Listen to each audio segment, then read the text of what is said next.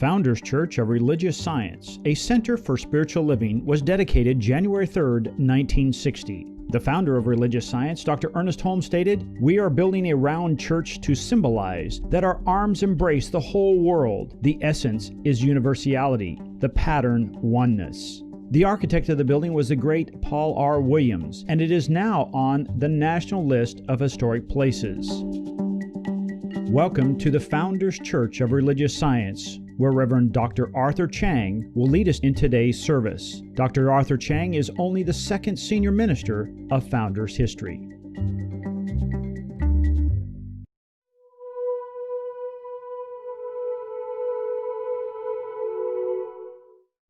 Hello, friend. I'm Reverend Dr. Arthur Chang, Senior Minister of Founders Church of Religious Science, a center for spiritual living. Today I want to speak with you on the power of purpose, the purpose of power. I'm looking at January as that kind of month that is like our sabbatical for the year. It is the kind of month where we begin to do deeper reflections on who we are, where we are in our journey, how have we done so far, what would we like to accomplish. And one of the things that we seem to need to realize is that we have to have a sense of purpose.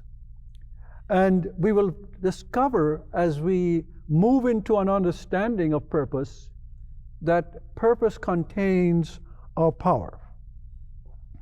It's really interesting that everyone who has accomplished great things in life and have exhibited that great power, creative power, always has a great sense of purpose.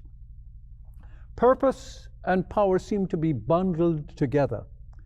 You don't have, it's kind of love and marriage, you can't have one without the other. You remember that song. And this is really how we need to understand that if we want more power to be all that we can be, to do all that we can do, and to help as many people as we can help in our life before it's time to exit this wonderful mortal plane that we live upon, then we must get an understanding of how our purpose and our power work together for good for those who love God. I want to cover the idea of purpose as covenant of power, power as a creative connection to God, and finally, creating your self-organizing universe. Let's talk about purpose as a covenant of power. Now, when we think about creative power, we're looking at the fact that all human beings and all life form is creative. We do certain things, but we have the power to think different thoughts, to not just go by what biologically it seems like we're in some kind of a niche, as most animals are. The bees do certain things and they repeat them all the time. We're not like that. We have the ability to change our lives, to change our minds, to recognize that we're not stuck in any condition at all. And what it takes is a realization that when we have a clear sense of purpose, something happens to us. It's the truth that sets us free. We're all familiar with that phrase by Jesus, that the truth shall make you free. But how does it make us free? It makes us free by revealing who we are. And who we are is connected with what our nature is, with what we are to do, with how we are to impact this world and make a positive difference. And so there is the clarification of purpose that we see in the life of Jacob, or we see in the life of Abraham. These are people who, once they knew what their purpose was, came into a power that was greater than they were. Came into a power greater than they were because the universe was back of them and was working as them, through them. So purpose gives rise to power. And it does it because there is a covenant, an agreement. A covenant is an agreement between you and that which is greater than you are. It is an agreement that with the divine mind, I am an expression that is open to the inspiration of this power and this presence. And it may not come in those words to you, but you feel something different. Somehow your hair is on fire. Somehow you're ready to do something more than you've been able to do, and somehow you're no longer judging the situations around you as confining who you can be in this world, because something is moving you from the inside, and that's the only place you can be moved from. And when you are convinced of this, when there is a covenant relationship, when you realize that this is who I am, this is what I do, it will make all the difference in the world. So power is not without divine relationship if it is constructive power, if it is creative power. When power is without that, then power becomes negative. It becomes something that is gathered for yourself and not something that is gathered to be shared with others. The creative power that you have is to be shared with others, to make others better, to make your community better. You do not live here by yourself. Nothing that happens in your life happens because of only you. It's a whole universe. They talk about the village raising a child. It takes a whole universe to raise you and me. And don't you think that if that is true, we should be giving something back to it? So let us not go for negative power. Negative power leads to mental health problems. It is estimated that 6 million Americans suffer from clinical depression, from clinical depression. Well, can you imagine that when your purpose is turned on, a genius is born? And when we have a large number of people who know what their purpose is, and they're turned on by it, a renaissance is born. What a difference it makes when we understand the nature of power and the nature of purpose. And when they work together for good, work together as if you were appointed to do this. You were somebody that was selected to do this, and you are. You are.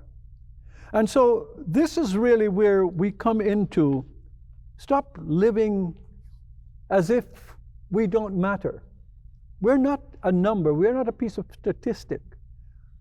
What we are is an individualized expression of the great good of the universe, which we call God. Purpose is another word for vision. And you know, it is said in the book of Proverbs, Solomon wrote, without vision, the people perish. Without purpose, you and I will perish. Because we will go through this life without any idea of who we are and what we do. So, my friends, what we need to do is to recognize that when we read the Hebrew Bible, for example, we can see the classic empowerment that happens when Abram got his sense of purpose. And God said to Abram, leave your father's house and go to a place, go to a land that I will show you, and I will make you a great nation. Notice the trajectory. Once Abram accepted his mission, his purpose, his name was changed to Abraham instead of Abram. Abram means the father of the heights. Abraham is the father of the nation. And in that sense, we are beginning to see a connection with a bigger life than the life that one would live if he stays in that safe, comfortable spot of his father's house. We are called to be mature, spiritually mature adults. We're not called to be children. We're not here to live in the sheltering presence of our parents, but in the sheltering presence of God, where it is the open sky that we are seeing as symbolic of infinite possibilities that are there for us. And so, as Abraham modeled that aspect of life, so must we understand that it is not just Abraham that is being called to a greater life of purpose, of power. It is you and me.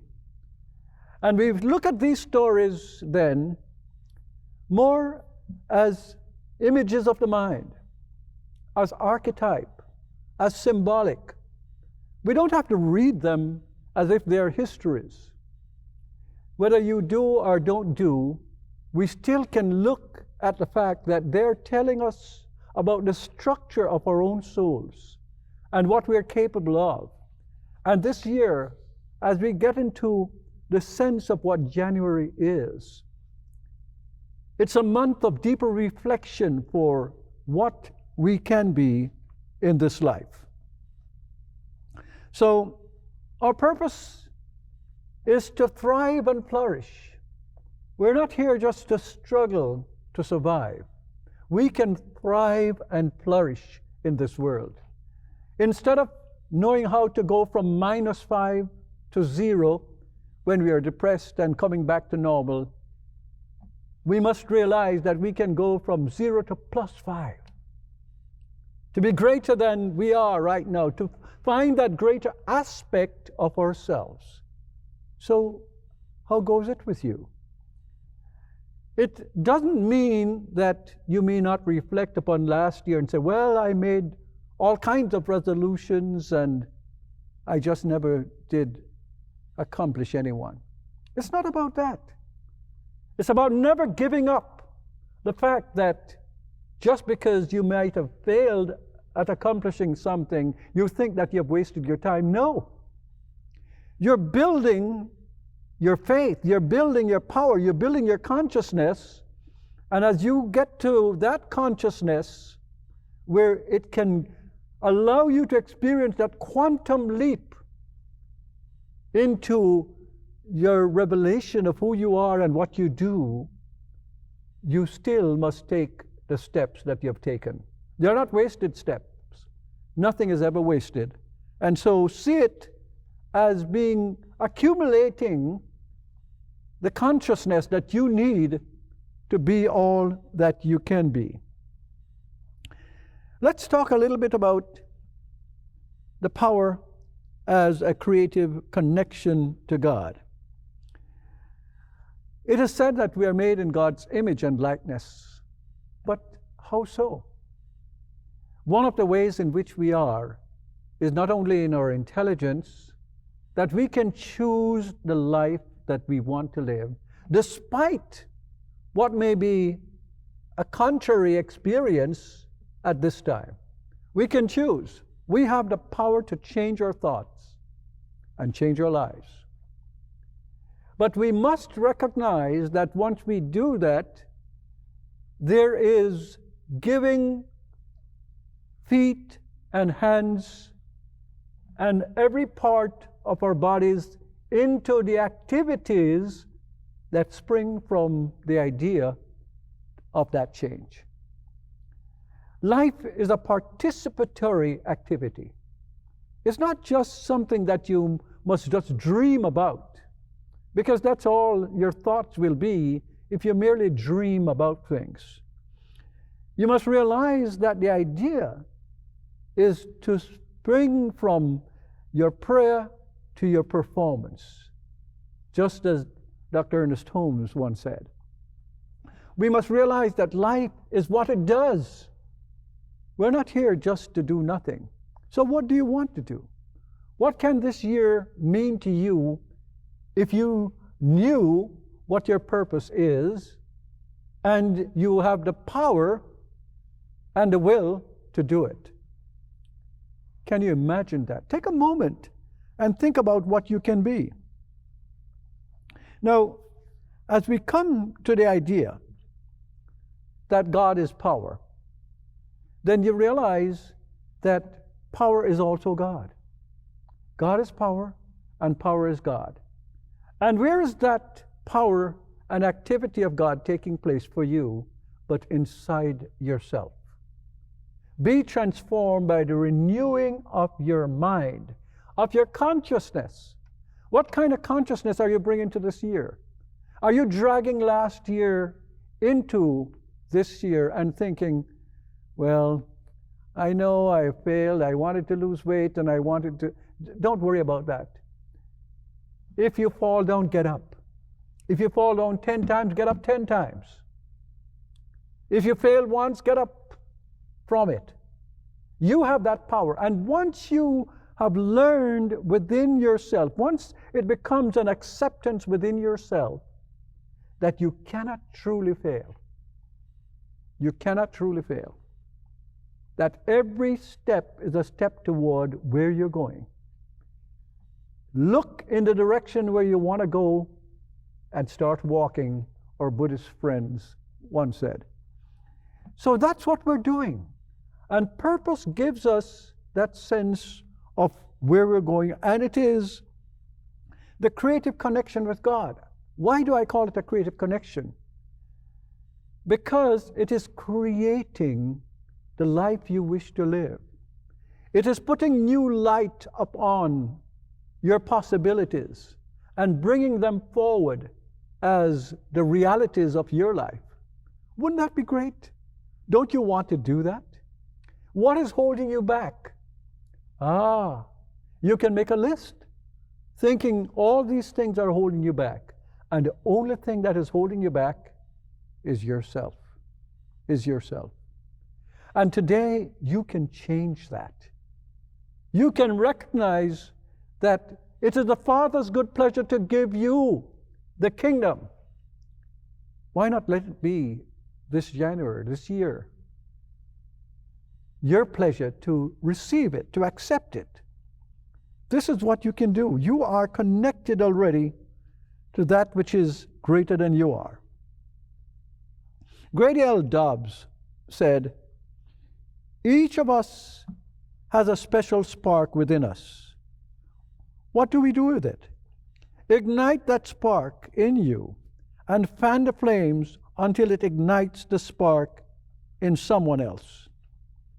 You see, it's a relational thing. Your purpose is not just for yourself. It starts with yourself. It's kind of like love. Love begins at home, but shouldn't stay there.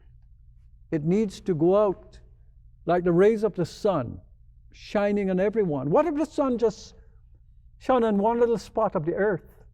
Everything would dry up and die. And that is what happens even to us, because we are like little sons of God, S-O-N and S-U-N. Well, daughters too, so let me correct that. But we are children of God, but we are little S-U-N ends of God, little sons, little light.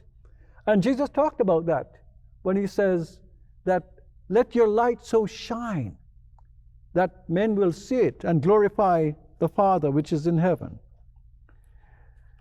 Now, as we look around, we can see that a purpose has the ability to create a self-organizing universe. You ever notice how people who achieve great things have a lot of things coming at them, but yet they still know what to do, when to do it, where to do it, and how to do it?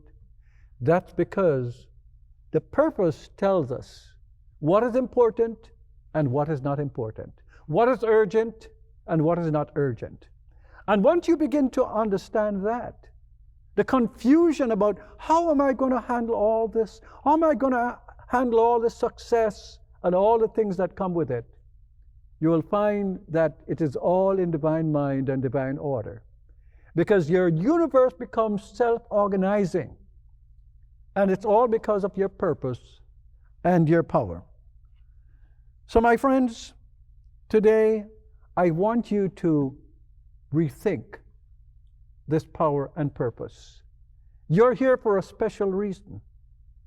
You're ordained to be here for this reason. And it is for you to live in accordance with this purpose and this power. Benjamin Disraeli says, "Nothing can resist the human will that will stake even its existence on its stated purpose." You're here for your purpose. And without your purpose, you're not alive. But with your purpose, there is nothing that can stop you. The world stands aside for the person who knows where she is going.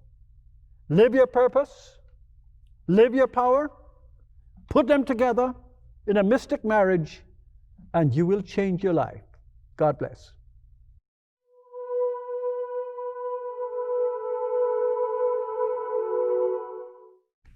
Friends, this is your opportunity to support this ministry. And you can send us a check, you can text us, you can go online and see where we are, and there are buttons there that you can push, and you'll see some of it printed out just now. But we can do with your support, and I want to thank those of you who have continued to support us, and thank you in advance, those of you who are willing to send us your support. And just know that as you give, so do you receive, and that you're blessed by your giving. Now, it's time for prayer. Let's turn within, and let's feel that presence that is God, the sole source of this universe. Let us feel it in a more expansive way, where we begin to reflect more deeply upon what is my purpose here? And how can I be empowered to accomplish my purpose? And to know that it's one and the same question, because we're going to one and the same source. There's a power within you greater than you are that you can use. And you use it, and I use it by my acceptance. So won't you accept now that this power is enabling you in every which way that you require to be who you are and to do what you do, and to know it's already accomplished in mind. And we simply have to execute the outcome, in fact. And knowing that this is all good and it's all true, I say, thank you, Father, Mother, God. And together let us accept this goodness and say, and so it is. Thank you for sharing this time. God bless.